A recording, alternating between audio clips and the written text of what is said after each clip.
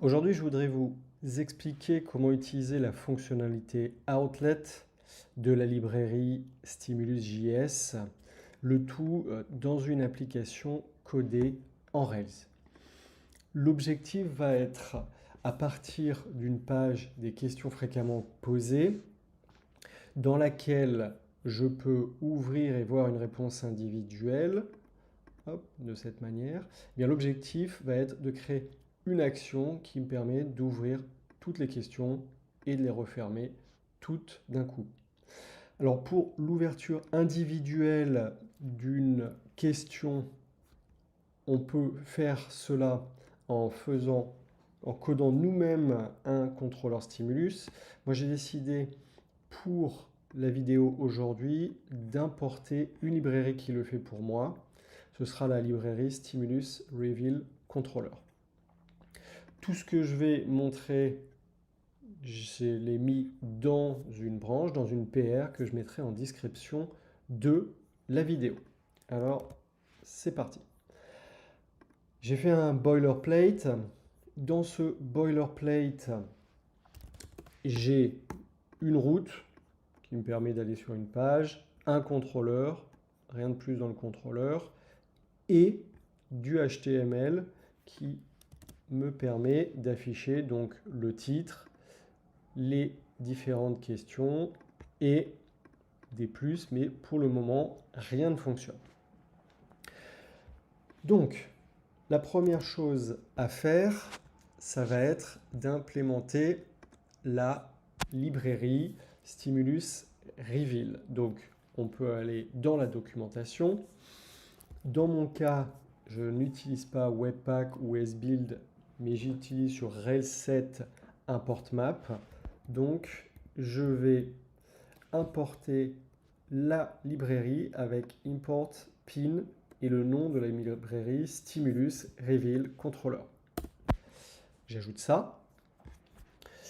On me dit dans l'index.js d'aller importer la librairie et de la register.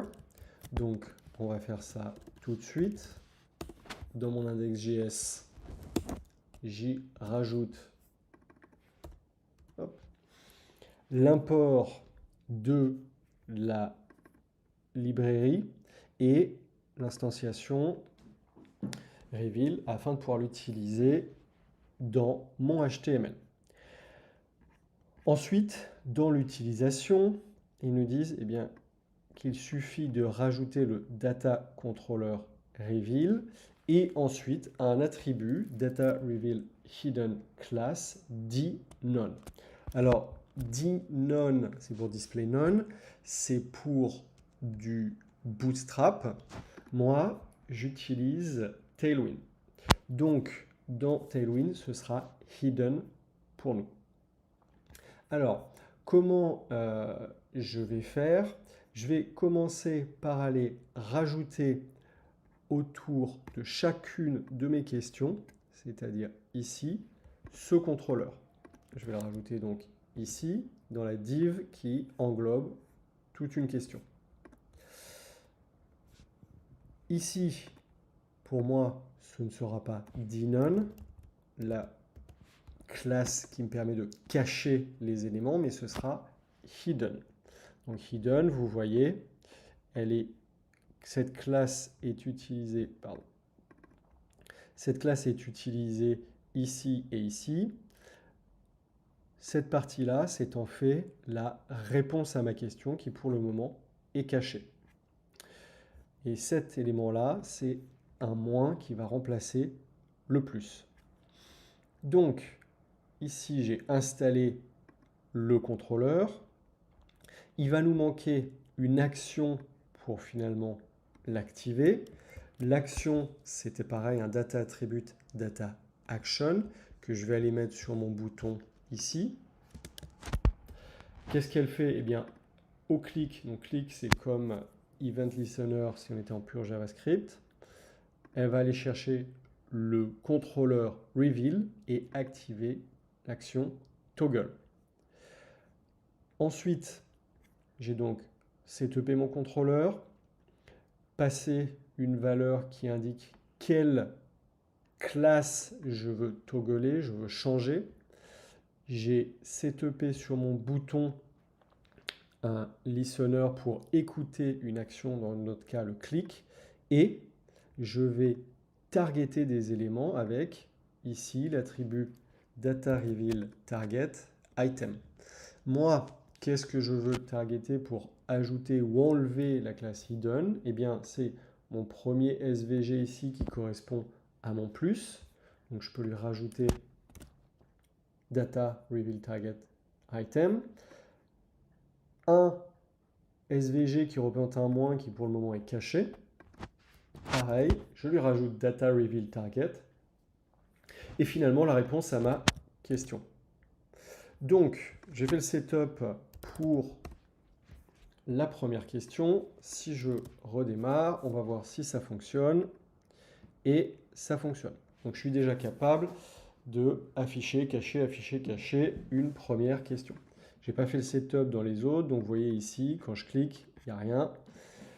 De la même manière, quand je clique sur Frequently Asked Question, il ne se passe rien.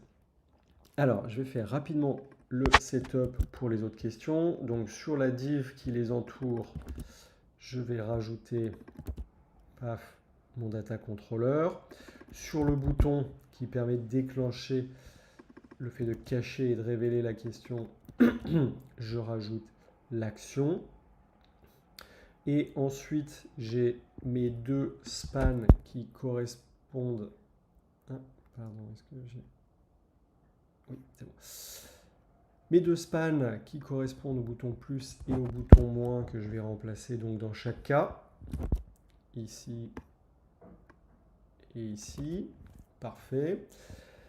Et finalement, il me reste la réponse elle-même sur laquelle il faut aussi que je rajoute un target item. Hop, je le rajoute ici et je rajoute ici. Très bien. Quand je charge ma page, je peux toujours ouvrir la précédente et désormais je peux aussi ouvrir et cacher les questions suivantes. Dernière étape, ça va être d'être capable cette fois de créer une action globale. En cliquant sur ce plus, je souhaite que toutes les questions s'ouvrent. Il y a plusieurs méthodes pour réaliser ça. Aujourd'hui, moi, je vais utiliser la méthode avec des outlets de stimulus. Alors, l'outlet, finalement, qu'est-ce que ça permet de faire? Eh bien, ça permet de créer une connexion entre deux contrôleurs stimulus et faire en sorte qu'ils discutent les uns entre les autres. Pour faire cela, donc si on regarde la doc, finalement, on va avoir un contrôleur qui va gouverner les autres contrôleurs. Ici, ils appellent celui-ci chat, un chat. On va donc setuper ce contrôleur. On va rajouter un attribut qu'on va appeler data pour le data attribute. Ensuite, on mettra le nom de ce contrôleur global. Et ensuite, le nom du contrôleur stimulus que l'on veut targeter. Dans leur cas, c'est user status. Dans notre cas, c'est reveal-outlet. Ensuite, pour connecter et établir la communication, on va utiliser un CSS selector. Donc, on va mettre cela égal à une classe. Ici, ils choisissent online user. Et à côté du data controller que l'on target, eh bien, on va rajouter cette classe, dans leur cas, online user. Lorsqu'on aura fait ça, le lien aura été créé entre ce nouveau contrôleur qui va les contrôler tous et les contrôleurs individuels, qui correspondent, nous, aux contrôleurs que l'on a autour de nos questions fréquentes. Il nous restera plus qu'à créer ce contrôleur chat, de déclarer le contrôleur avec lequel on souhaite communiquer. Ici, user status, pour nous, ce sera reveal. Et ensuite, on pourra itérer sur chacune des instances du contrôleur, dans ce cas user status, qui ont été instanciées dans le HTML. C'est parti. Alors, première chose à faire, on va se créer un data controller. moi, ce data controller, je vais l'appeler, hop, pardon, stimulus, donc il s'appellera toggle all. Hop. Donc, dans ce toggle all, je vais pouvoir aller le setuper dans mon HTML. Donc, par exemple, moi ce que je vous propose, je vais le mettre tout en haut, hop, ici. Et ensuite, il faut qu'on y rajoute un data attribute comme celui-ci. Donc, pour nous, ce ne sera pas chat, mais ce sera toggle all. Et ce ne sera pas user status, mais ça va être reveal, qui est le nom du contrôleur que l'on cherche à atteindre. Et ça, on peut le voir bien ici, data controller reveal. OK ? À partir de ce moment-là, il me faut déclarer la classe que je veux utiliser. Moi, je vous propose d'utiliser le mot fold, puisque finalement, on va fold, on va clipser, on va rabattre la réponse à la question. Ensuite, il faut donc que j'aille ajouter cette classe en face du contrôleur que je target. Dans notre cas, c'est le data controller reveal. Alors, je vais tous les sélectionner. Parfait. Je vais aller me placer dans la classe qui est sur la même div et je vais rajouter fold. Donc, je viens de rajouter fold sur tout, à côté de tous les data controllers reveal. Une fois que ça c'est fait, ce qu'il me propose, c'est dans le contrôleur toggle all d'aller déclarer static outlet. Nous, notre static outlet, il aura le nom de reveal, c'est le nom du contrôleur que l'on cherche à targeter. Et je vais créer une fonction qui va me permettre d'utiliser les fonctions disponibles à l'intérieur de reveal. Donc pour ça, je vais créer une fonction que j'appelle reveal all. Qu'est-ce qu'elle va faire? Eh bien, elle va accéder à tous les instances de reveal qui ont été trouvées grâce à this reveal outlet. Donc reveal qui est l'outlet ici. Là-dessus, je vais pouvoir itérer. Moi, dans mon cas, j'en ai 3, puisque j'ai 3 questions. Et j'ai setupé 3 fois, j'ai rajouté 3 fois la classe fold. Hop, pour rappel, la classe fold ici, à côté du data controller reveal. Et de là, je vais pouvoir itérer sur chaque élément et dire, OK, moi, sur chaque élément, je veux déclencher la méthode toggle de ce contrôleur. Comment je sais qu'il y a une méthode qui s'appelle toggle? Eh bien, on l'a utilisée ici et c'était dans la doc de la librairie. Bien, il nous reste une dernière chose à faire pour que cela fonctionne, c'est d'aller créer un event listener pour déclencher cette nouvelle fonction reveal all. Ça, on va pouvoir le rajouter sur le bouton plus qui est ici. Donc dans mon HTML, je l'avais ici. Qu'est-ce que je vais faire? Je vais faire donc data-action. Qu'est-ce qui se passe? J'écoute le clic. Quel contrôleur stimulus je veux aller chercher? C'est toggle all.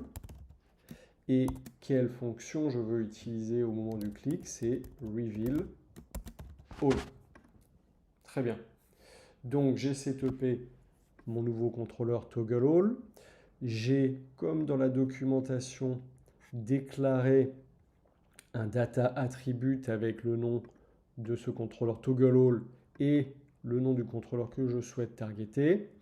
Et j'ai donné le nom d'une classe qu'on va être utilisé pour être un CSS sélecteur. J'ai rajouté cette classe à côté de chacun des stimulus contrôleurs que je cherche à targeter. Et normalement, on est bon. Ah oui, il faut juste que je lance un serveur. Je relance mon serveur. Donc, je vérifie, les questions individuelles peuvent toujours se révéler et se cacher. Et je peux désormais ouvrir et fermer toutes les questions d'un coup. Voilà. J'ai mis l'ensemble des éléments dans cette PR qui est disponible sur mon GitHub. J'ai mis en place exactement le même scénario. J'ai en plus fait un contrôleur spécifique que j'ai fait moi-même, que j'ai appelé Toggle All, Toggle, qui implémente finalement ce que fait la librairie. Et dans le contrôleur Toggle All, vous allez retrouver ce que l'on vient de faire avec Reveal et moi ce que j'ai fait pour mon propre contrôleur Stimulus. J'espère que ça vous a plu. Et puis, je vous souhaite de bien continuer à coder avec Rails. Merci.